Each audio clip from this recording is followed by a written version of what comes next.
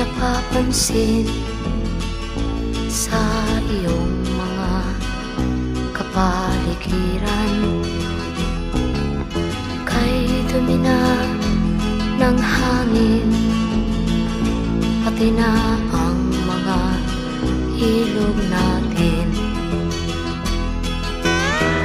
Hindi nga masama ang pag-unlad, at malayo-layo na rin ang ating narating.